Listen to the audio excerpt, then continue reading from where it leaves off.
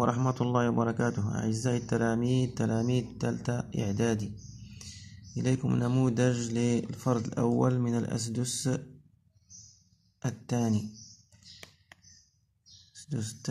Restitution des connaissances. Exercice 1.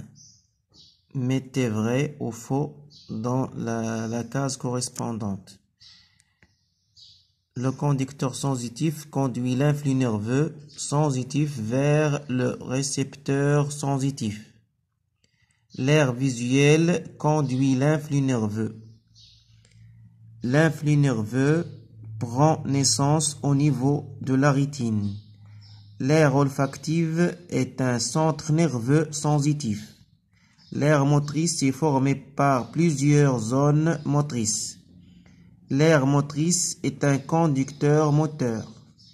L'aire motrice est un récepteur sensitif. Deuxièmement, associez par des flèches les éléments des ensembles suivants. Pour l'ensemble 1, l'ouïe, la vision, le goût. L'ensemble 2,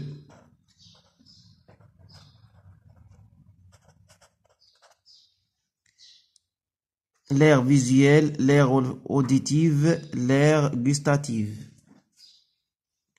Pour le deuxième exercice, complétez le texte par les mots suivants. Influx nerveux, message codé, l'aire visuelle, sensibilité consciente, visuelle, l'excitation, les milieux transparents, excitants naturels. La lumière éteint de l'œil puisqu'elle traverse et alors s'effectue et par suite se produit qui sera conduit par le nerf optique se forme pour arriver enfin à où il sera analysé et transformé en raisonnement scientifique. Le premier exercice. Le document ci-dessous présente quelques données expérimentales pour étudier l'une des propriétés du muscle squelettique. On a utilisé dans cette expérience le même muscle. Les numéros 1, 2, 3 et 4 indiquent la succession des étapes de l'expérience. Donc, voici un schéma qui illustre les résultats de l'expérience. Et on va passer aux questions. Première question. Déterminer la propriété étudiée du muscle. Deuxième question. Décrivez la variation de la longueur du muscle selon la masse utilisée. Troisième question. Expliquez la réaction du muscle après avoir éliminé la masse K7. Quatrièmement, déduire la caractéristique du muscle étudié. Cinquièmement, proposer une expérience qui peut mettre en évidence les autres propriétés du muscle. On passe à l'exercice 2 dans le raisonnement scientifique. Pour déterminer le rôle de la racine postérieure et la racine antérieure du nerf rachidien, Magendie a fait extraire le nerf sciatique d'un petit chien et il a effectué les expériences suivantes. Il a sectionné la racine postérieure au niveau A, comme vous voyez ici, et il constate que le membre relié à ce nerf effectue des mouvements, mais le chien ne ressent rien lorsqu'on excite ce membre. Première question. Expliquez le résultat constaté par le savant. Précisez le résultat lorsqu'on fait une section au niveau B. Voici le niveau B.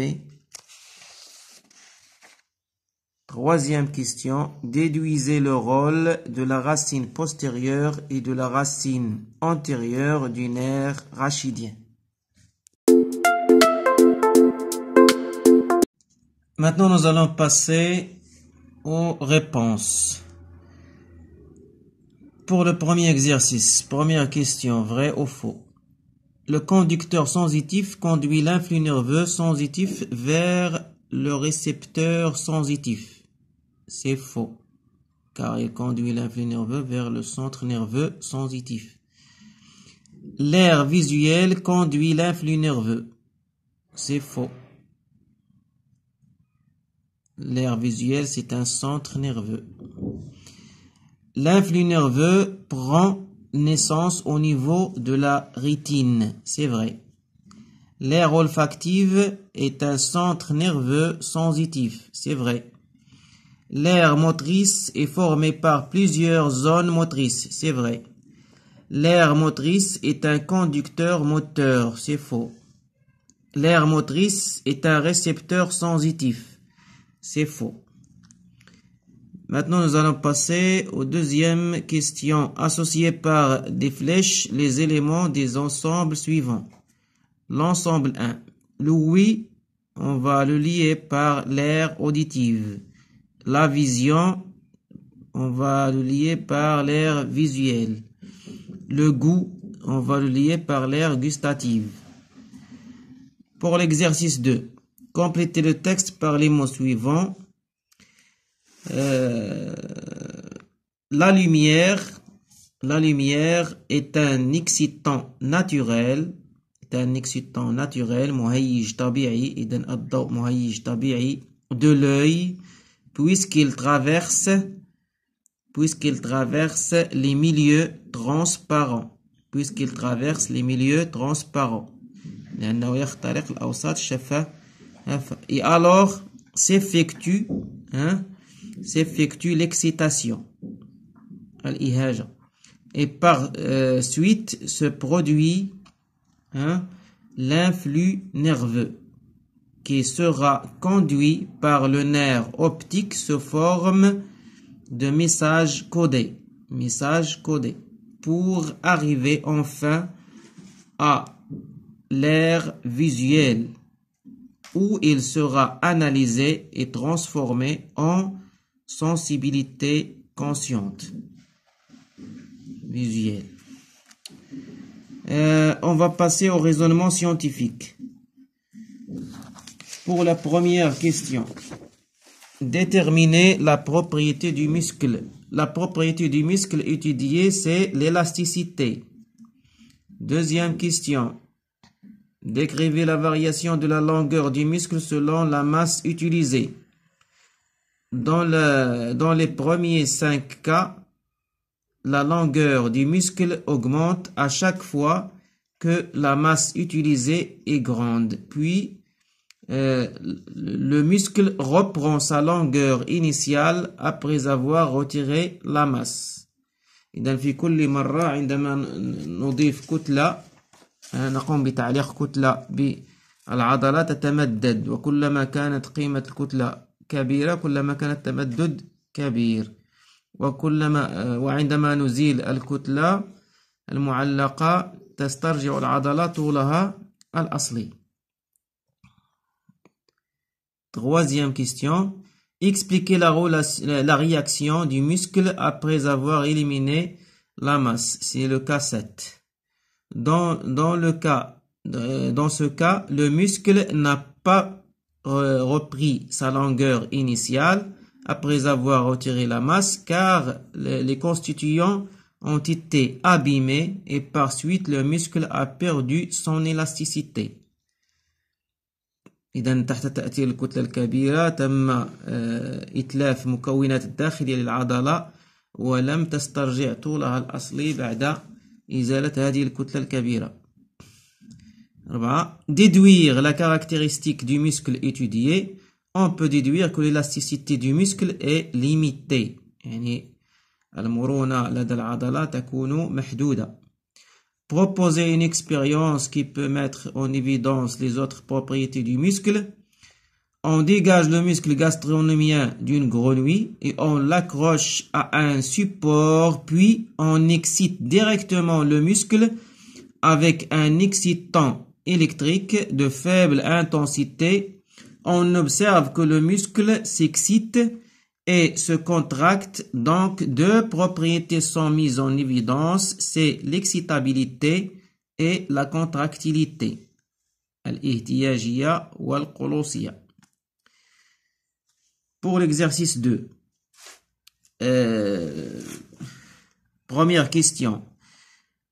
La section aux coupures a eu lieu au niveau de la racine postérieure du nerf rachidien, donc les fibres nerveuses sensitives ont été coupées et par conséquent il n'y a plus de passage d'un flux nerveux centripète, d'où perte de sensation. Le chien garde sa motricité du membre relié à ce nerf car la racine antérieure du nerf rachidien est intacte. Il conduit toujours l'influx nerveux centrifuge au muscle qui est l'organe effecteur. Deuxième question, précisez le résultat lorsqu'on fait une section au niveau B. Si on fait une section au niveau B, les résultats seront paralysés de la partie du corps reliée avec ce nerf, maintien de la sensibilité au cas d'une excitation de la partie du corps,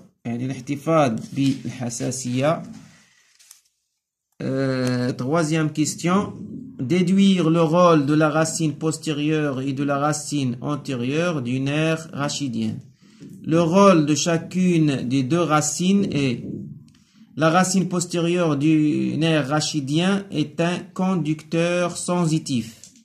Il contient des fibres nerveuses sensitives qui conduisent l'influx nerveux sensitif. يعني هذاك الجدر الخلفي يحتوي فقط على ألياف عصبية حسية التي تنقل السيولة العصبية الحسية.